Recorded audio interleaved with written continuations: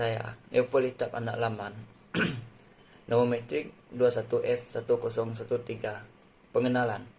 Kecacatan kimpalan mudah berlaku disebabkan teknik yang salah atau lemah yang digunakan oleh pengimpal yang tidak mempunyai pengalaman atau tiada asas dalam kerja kimpalan.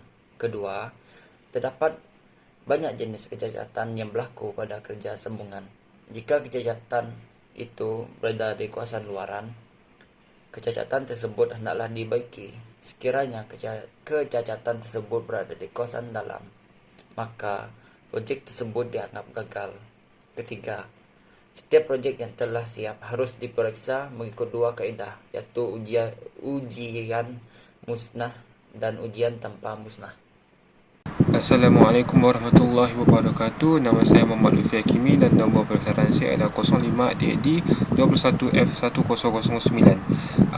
Saya akan menceritakan tentang kecacatan luaran. Kecacatan luaran yang dapat dilihat tanpa perlu memusnahkan logam. Ia terdapat 5 iaitu yang pertama rupa kimpal buruk, kesulitan sanggah, keretakan, kurang penebusan, dan kelima hakisan. Yang seterusnya saya akan menceritakan tentang kecacatan dalaman. Kecacatan ini mampu dilihat sama ada dengan memusnahkan logam untuk melihatnya. Antaranya yang pertama, keliangan; yang kedua, kurang leburan; yang ketiga, lubang udara; yang keempat, kesulitan sanggah. Seterusnya adalah antara kaedah pencegahan kecacatan kimpalan.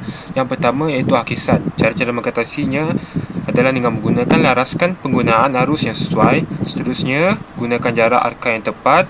Pastikan kelajuan mengimpal seragam sepanjang larian, dan akhir sekali, pastikan sudut elektrod betul.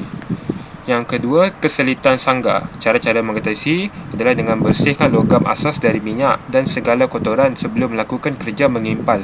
Pergerakan menganyam perlu dilakukan sepanjang larian. Yang akhir sekali adalah laraskan arus yang sesuai mengikut saiz elektrod. Yang ketiga, kimpal buruk. Cara-cara mengatasi: seragamkan jarak arka, seragamkan kelajuan mengimpal, mengimpal dengan menggunakan arus yang sesuai, dan gunakan elektrod yang terdapat dalam oven.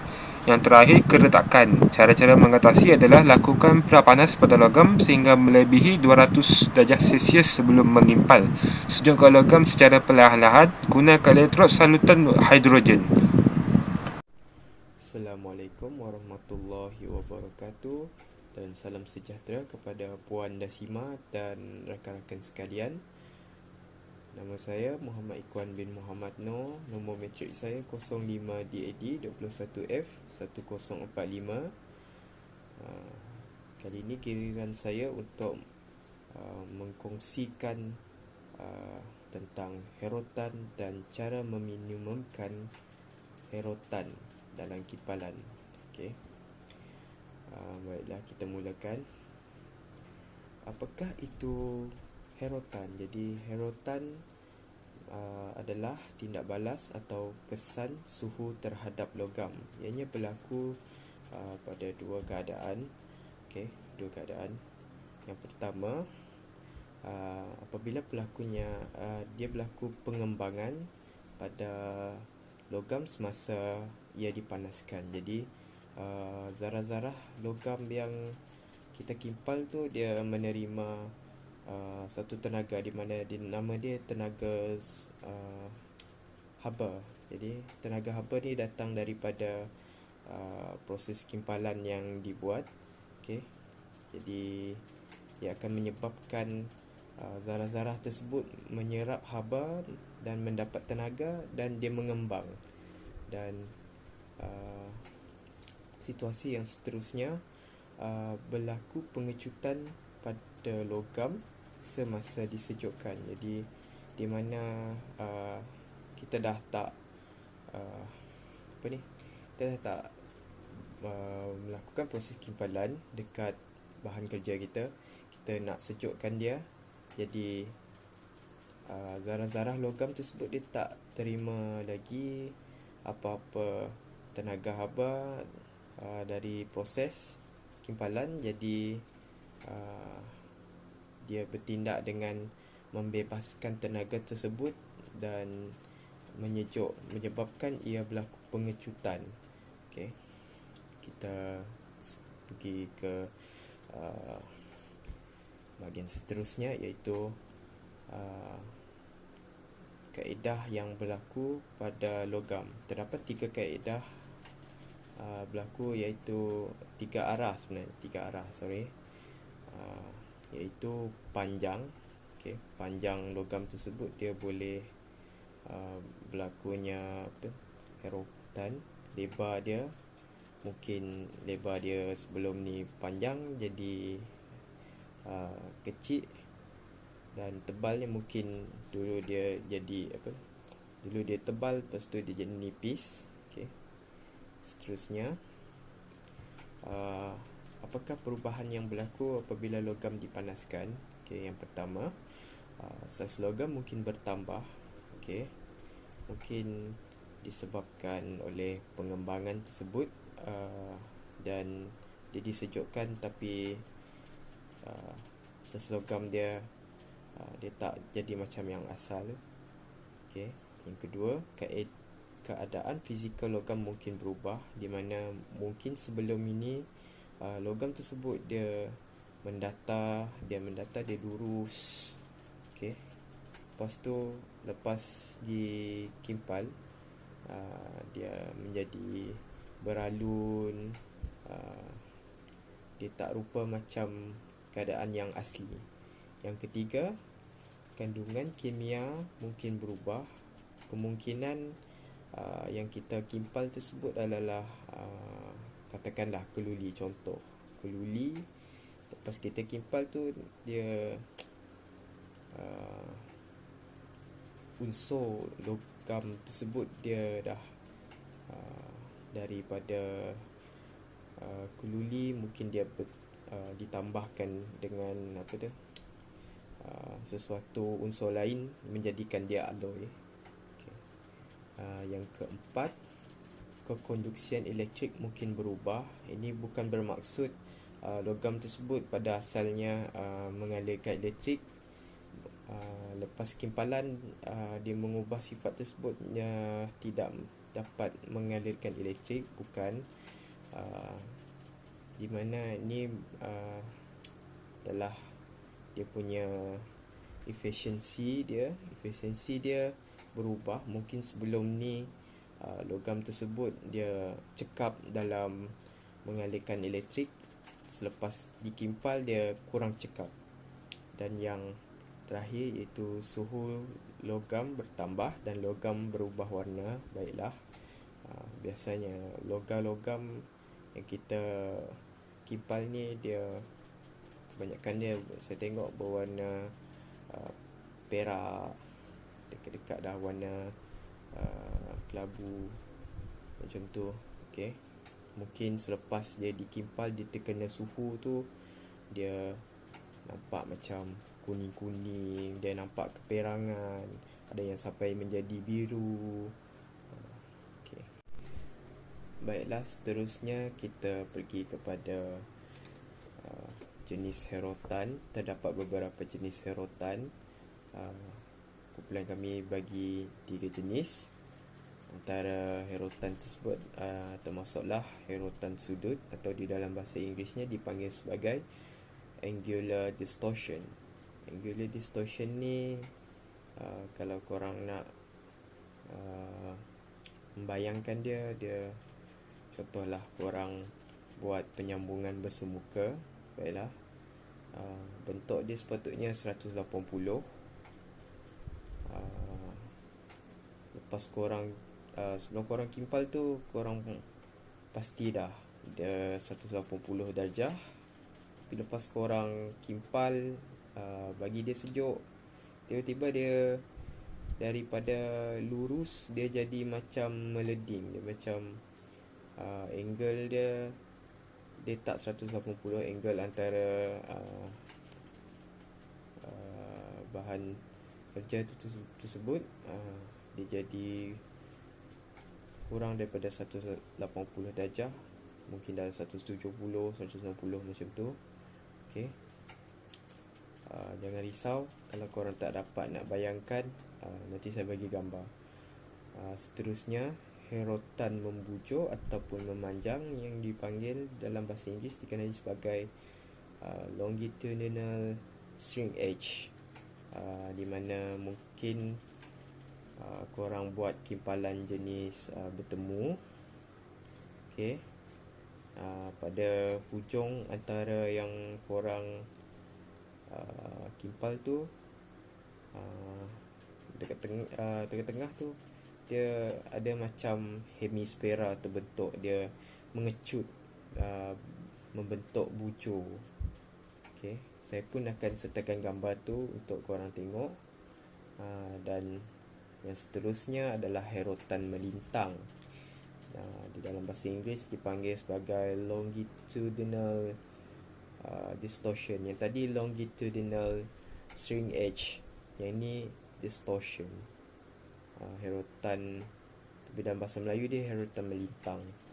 Contohnya korang buat silinder. Okay, silinder daripada tak kisahlah apa-apa bahan, aluminium ke keluli ke, korang dah bentukkan dan tinggal nak kimpalkan lagi. Mula-mula sebelum korang kimpal tu, silinder tu lurus. Lepas korang kimpal dia, bagi dia sejuk, dia jadi macam meleding lah. Dia tak kata, dia tak 180. Okay, dia tak lurus lah. Saya pun akan bagikan gambar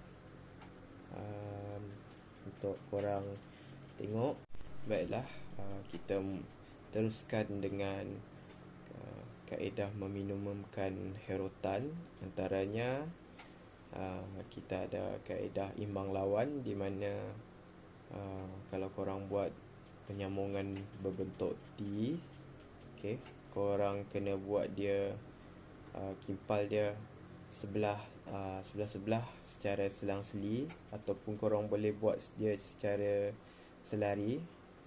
Tapi korang mulakan, contoh korang mulakan dari sebelah kanan 1, lepas tu yang sebelah kiri 2, lepas tu balik lagi sebelah kanan 3, lepas tu ke kiri 4, dan seterusnya secara selang-seli. Tapi dia secara linear. Nanti saya akan bagikan contoh, gambar contoh untuk korang tengok dan bayangkan macam mana pergerakan dia. Okey. Seterusnya yang kedua, kaedah langkah atau langkau belakang, di mana contohlah korang nak buat penyambungan tu, sebelum buat tu korang ukur dulu, lepas tu korang bahagi. Dah korang bahagikan angka-angka lebih kurang dia punya jarak, korang mulakan dia punya proses kimpalan tu. Korang mulakan satu-satu, korang buat dia dari belakang. Nanti saya bagikan gambar juga untuk korang tengok, supaya korang boleh imagine dia. Dan ketiga, menggunakan jig ataupun lekapan, di mana ni adalah suatu alat. Jig ni adalah merupakan suatu alat untuk memegang bahan kerja kita, bahan kerja kimpal. Contohlah korang nak buat penyambungan tepi, ataupun dalam bahasa Inggeris dia corner joint. Okay, korang nak buat, jadi alat ni dia akan kunci kita punya bahan kerja tu, supaya dia tak bergerak, supaya dia nak memudahkan kita untuk membuat kimpalan tanpa perlu ada orang tolong kita untuk pegang kita punya bahan kerja tu. Okay, kalau orang tu pegang bahan kerja kita pun belum tentu bahan kerja kita tu sempurna, belum tentu lagi dia betul-betul tepat dia punya kimpalan tu. Jig ni sangat-sangat membantu. Okay, sebenarnya ada satu lagi, kaedah untuk meminimumkan herotan yang dinamakan praset, di mana kalau korang nak buat penyambungan berbentuk T, contohnya korang nak buat dia lurus 90 darjah, korang setkan dia condong sedikit, mungkin dalam angka-angka dalam 75 80 darjah macam tu. Korang set dia, korang kimpal. Lepas korang set tu korang kimpal, lepas tu korang biarkan dia sejuk. Semasa penyejukan tu akan berlakunya pengecutan, di mana pengecutan ni akan membantu korang punya alat bahan kerja kimpal korang tu dari sudut yang korang dah setkan tadi, dia akan jadi menegak 90 darjah. Okay. Dan yang terakhir, kaedah membetulkan herotan, antaranya pembetulan secara mekanikal dan rawatan setempat. Itu saja daripada saya. Sekian. Kita beralih kepada kesimpulan. Terima kasih. Selamat pagi dan salam sejahtera. Nama saya Kelvin Anak Johin. Monomer metrik saya ialah 05 DAD21F 1068. Pada hari ini saya akan membentangkan kesimpulan bagi topik kami. Kesemua kesambungan bagi kerja kimpalan haruslah diuji terlebih dahulu bagi memastikan kekuatan, ketahanan serta mampu mengelakkan kebocoran. Sambungan kimpalan yang telah dikimpal pada logam asas sebenarnya mempunyai lebih kekuatan daripada logam asas itu sendiri. Dalam hal ini, kita haruslah mengetahui dan mencari punca-punca kecacatan dalam kerja kimpalan serta cara bagi mengatasinya. Kecacatan kerja kimpalan boleh terjadi atas kelekaan kita dalam melakukan kerja menyimpal. Selain itu juga, keadaan ini berlaku atas punca jurukimpal yang kurang berpengalaman serta kurang mahir dalam melakukan kerja-kerja menyimpal.